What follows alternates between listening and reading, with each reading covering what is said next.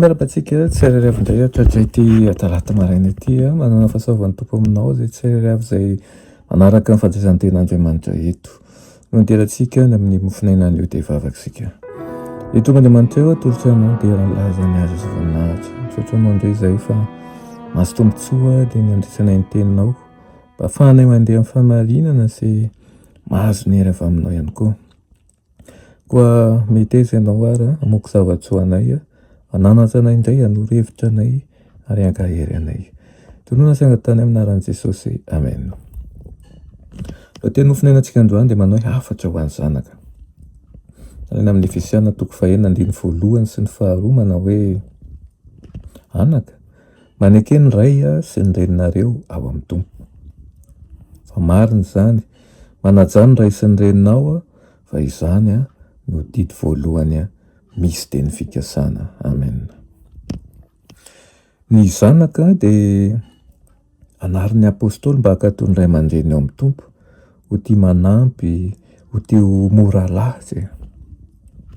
Izay tena tian'Andriamanitra dia tsy hiziriziry amin'ny heviny manokana ka tsy hasambatra ny tenany sy ny hafa. Hiezaka ny eo an'i Kristy eo amin'ny toetrany izy ireo.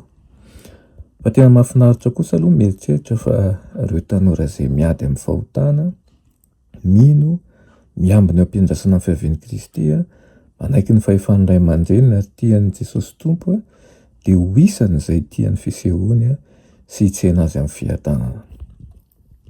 Hijoro tsy misy petipetina na fiketronana eo anolohan'ny seza fihainan'Andriamanitra izy ireny ary hiditra amin'ny fifaliana mandrakizay. Namolavola toetra mahatio-tia izy ireo, miambina ny vavany sy ny teny lainga, nitanjana ny fihetsiny mba tsy hanao ratsy n'inona ihany koa ary nosatroina ny satro-boninahitry ny fiainana mandrakizay. Tombotsoan'ny ray aman-dreny ny mitondra ny zanany miaraka amin'ny ambavadin'ny tanànan'Andriamanitra dia manao hoe niezaka nampianatra ny zanako tian'i Jehovah hanao ny sitrapony ary hanome voninahitra azy aho dia ho antoy izany dia ovohana amin'ny tanatana ny vavahady ka hiditra ny ray aman-dreny, hiditra ihany koa izy miaraka amin'ny zanany. Ny ankonana tsirairay ho tafiditra ao tanàn'Andriamanitra dia tsy maintsy ho mpiasa mahatoky tao an-tokantranony tetỳ an-tany. Nahatanteraka ny anjaikiny napetraka Kristy taminy ary rehefa any dia hitondra ny vahoakany eo amin'ny hazonainy Kristy, ilay mpampianatra avy any an-danitra ary hanazava amin'ireo fahamarinana izay tsy takany teto amin'ity fiainany ity.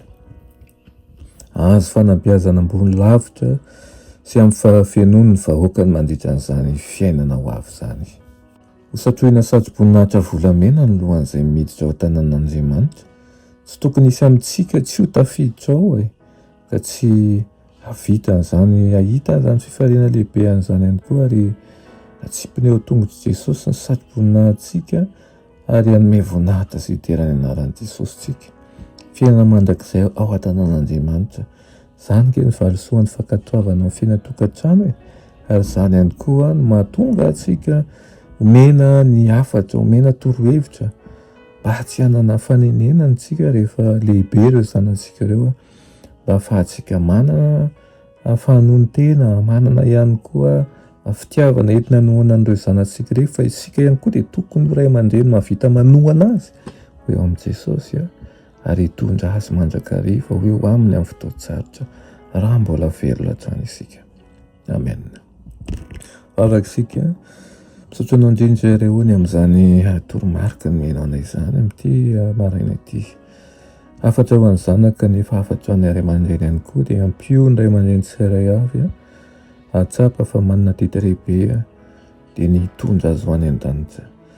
Ampio ihany koa ny zanaka tsirairay avy ahatsapa fa lalana tsara ny hitondra ny ray aman-dreny azy fa tsy ho variana amin'izao fiainana izao satria mandalo ary tsisy mahay ampitso tokoa. Koa ampianaro izay mba anisany andronay ihany koa ary hangataka fahendrena fiainana aminao. Anaran'i Jesosy, amen.